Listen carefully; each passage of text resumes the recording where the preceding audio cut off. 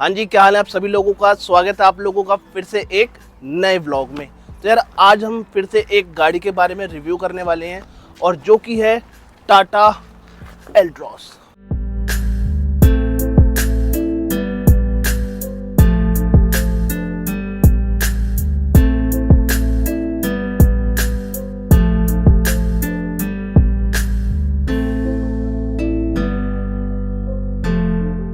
तो आज हम इस गाड़ी का जो है वो रियल 1 ईयर ओनरशिप रिव्यू लेने वाले हैं। तो ओनरशिप रिव्यू करवाने के लिए मिलाना चाहूँगा अपने भाई जिनकी ये गाड़ी है। कैसे हो पाजी? बढ़िया बढ़िया पाजी, आप बताएं। बहुत बढ़िया।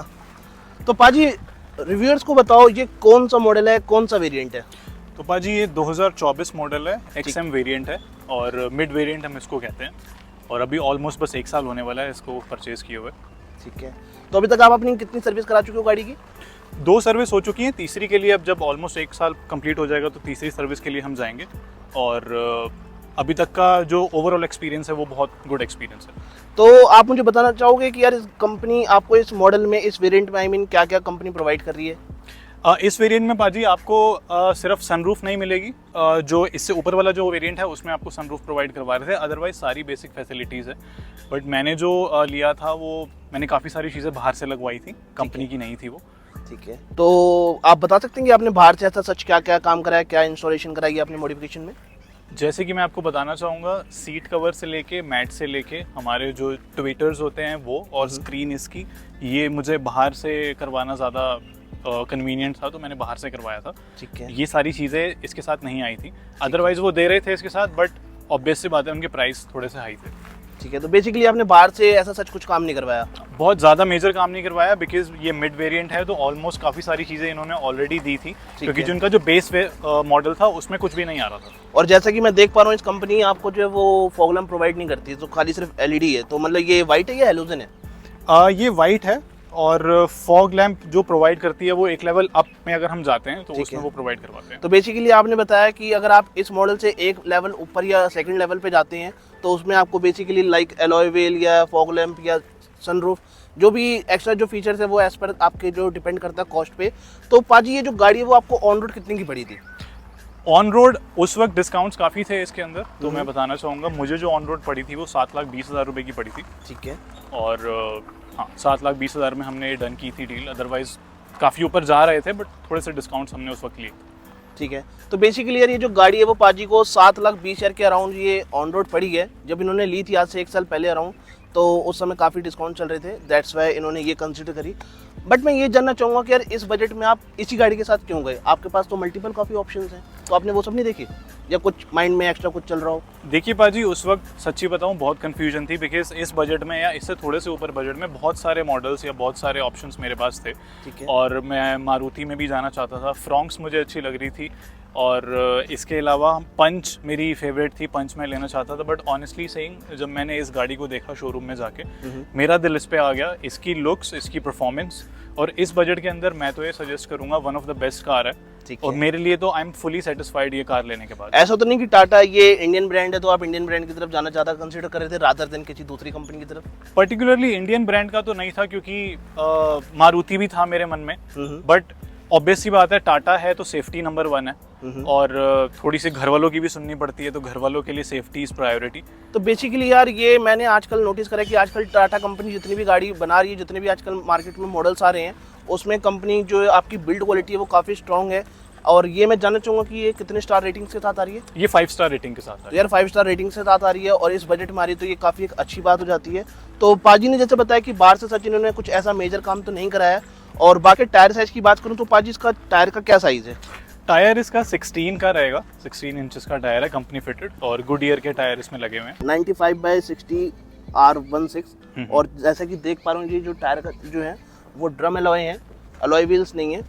और बाकी मैं इसमें यार एक चीज़ ना काफ़ी देर से नोटिस कर रहा हूँ, बिकॉज इसका जो ये ब्लैक और ये जो वाइट का जो शेड है ना वो काफ़ी एक इम्प्रेसिव और एक काफ़ी डिसेंट लुक निकल के आ रहा है। बाकी ये जो है ये फोल्डेबल है या नॉर्मल है? ये फोल्डेबल है, ये हमारी की से कंट्रोल होते हैं। और मैं आपको एक और चीज़ ऐड करना चाहूँगा, the reason why I choose this white colour, क्योंकि इसमें जो ये जो शेड ब्लैक कलर का आ रहा था साथ में, ये वन ऑफ द बेस्ट मुझे लगा। तो इसलिए मेरा ये था कि वाइट हम लेंगे, बिकॉज ये जो ब्लैक फिनिशिंग इसमें है काफ़ी अच्छी, इसको और लुक इसका और बढ़िया और इम्प्रेसिव बना रही है। हाँ काफ़ी, मतलब मैं भी नोटिस कर रहा हूँ कि बिकॉज ये जो पूरा ये जो मिरर का जो फ्रेम है ये काफ़ी एक अलग सा और एक अट्रैक्टिव लग रहा है। और बाकी इसका जो डोर हैंडल है वो यहाँ पे है और बैक साइड के लिए वो यहाँ से सिंपली इसे ओपन करा जा सकता है। बाकी इसका जो फ्यूल टैंक है वो यहाँ से फिल होता है। बाजी ये तो आपने बताया नहीं कि ये पेट्रोल है या डीजल है? ये पेट्रोल वेरिएंट है। और कितने लीटर का इसका कैपेसिटी है? 37 लीटर्स में फुल हो जाता है इसका टैंक। ठीक है, तो अराउंड, और ये एवरेज क्या दे रही है बाजी? एवरेज अगर हम लोकल में कंसीडर करें तो 15-16 की एवरेज ये निकाल देती है, जो कि मुझे काफ़ी कन्वीनियंट लगती है, सही लगती है। ठीक है, हाईवेज पे अगर मैं चलाता हूँ तो 19-20 भी ये कवर कर लेती है। तो बेसिकली अगर सिटी की बात करूँ तो अराउंड 15 से 16 की एवरेज आ रही है, और हाईवे की बात करें तो 18 से 20 की एवरेज आ रही है। फ्यूल का जो टैंक का जो कैपेसिटी है वो 37 लीटर्स का है, तो आई गेस 600 किलोमीटर चल जाती होगी इन अ टैंक। 600 किलोमीटर। ठीक है, तो बाकी है इसकी जो ये टेल लाइट देख रहे हो तो काफ़ी एकदम ये ना एकदम एंग्री सी और मतलब काफ़ी डिसेंट सी लग रही है यार। और बाकी इसका जो एंटीना है वो नॉर्मल एंटीना है बाजी। और ये जो कैमरा है तो ये भी आपने बाहर से इंस्टॉलेशन कराया? कैमरा मैंने बाहर से इंस्टॉल करवाया था। ठीक है, तो बात कर लेते हैं अब डिग्गी की। और डिग्गी से बात करने से पहले और बताना चाह रहा हूँ कि यहाँ पे कंपनी आपको 2 जो है सेंसर देती है, ताकि जब भी आप अपनी गाड़ी बैक करेंगे या कोई बैक साइड में कोई चीज़ आती है तो वो आपको अलर्ट करती है कि आपकी गाड़ी में इतना डिस्टेंस है, तो उसी के अकॉर्डिंग आप देखो। ये प्रेस करके ओपन अप करेंगे। तो बाकी जैसा मैं देख पा रहा हूँ कि डिग्गी का जो साइज़ है वो काफ़ी मैसिव साइज़ है। बाजी इसका जो बूट स्पेस है वो कितने लीटर का है? देखिए बूट स्पेस की अगर हम बात करें 345 लीटर का बूट स्पेस है इसमें। और ट्रे मैंने नहीं लगवाई है अभी पर्पसली, बिकॉज काफ़ी ज़्यादा स्पेशियस ये मुझे लगी, और मुझे एक दो कहीं बाहर जाना था तो काफ़ी ज़्यादा सामान इसमें आ जाता है। तो बिकॉज हैचबैक है तो बूट स्पेस के हिसाब से मुझे बहुत सही लगा ये। अपना पर्सनल चॉइस है कि आप अगर इंस्टॉलेशन कराना चाहें तो आप मार्केट से या कंपनी फिटेड जैसा एज पर योर रिक्वायरमेंट आप करा सकते हैं। बाकी डिसेंट साइज़ है 345 लीटर जैसे आपने बताया।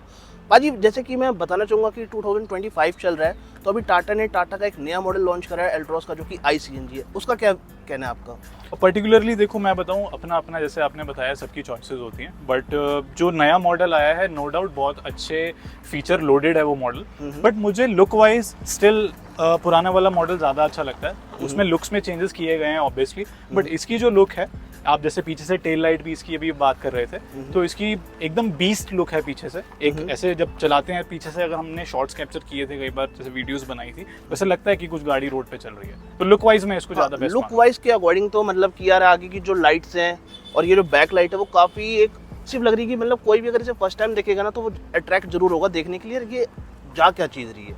तो ये तो हो गई डिग्गी की बात, और बाकी आपको साइज़ मैंने बता दिया टायर का कि क्या साइज़ है। तो अब हम बात कर लेते हैं इंटीरियर की।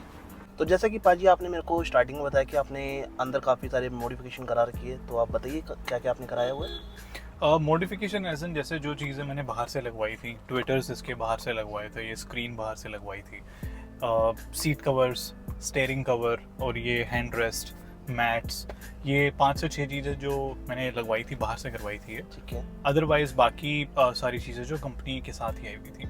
तो बेसिकली आपकी एज पर जो डेली की रिक्वायरमेंट है आपने वो करा, लाइक जैसे ये स्टीयरिंग कवर और ये सीट्स कवर जैसा आपने बताया, और मैं जैसा कि देख पा रहा हूँ आपने नेक रेस्ट भी लगाया हुआ है। बाजी फिर एक राइड हो जाए? श्योर, आपकी अपनी गाड़ी है, please let's go.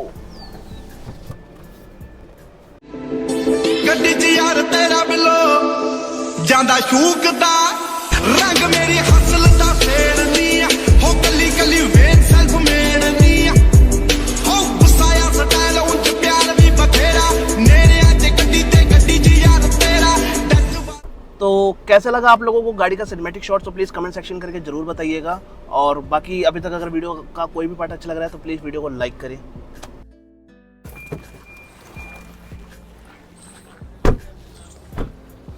I hope कि गाइज आपको आज का जो व्लॉग है काफ़ी अच्छा लगा होगा। बाकी इस गाड़ी से रिलेटेड अगर आपकी कोई भी क्वेरी है, किसी भी टाइप का डाउट है, तो आप लोग कमेंट सेक्शन करके जरूर बता सकते हैं। बाकी पाजी आप कुछ कहना चाहोगे? बिल्कुल फ्रेंड्स, अपनी तरफ से मैं यही कहना चाहूँगा, सागर भाई के रीसेंट वीडियोस मैंने काफ़ी देखे हैं और बहुत अच्छी, बहुत ट्रू ऑनर ये रिव्यूशिप ये दे रहे हैं, बहुत बढ़िया रिव्यू ये देते हैं। और जो भी ये छोटी छोटी चीज़ें कवर करते हैं वो मैंने नहीं देखा कि किसी और व्लॉग में या कोई और बंदा कवर करता है, तो मुझे बहुत अच्छा लगा इनके जो भी रिव्यूज। थैंक यू दिवांशु भाई फॉर योर काइंड वर्ड्स।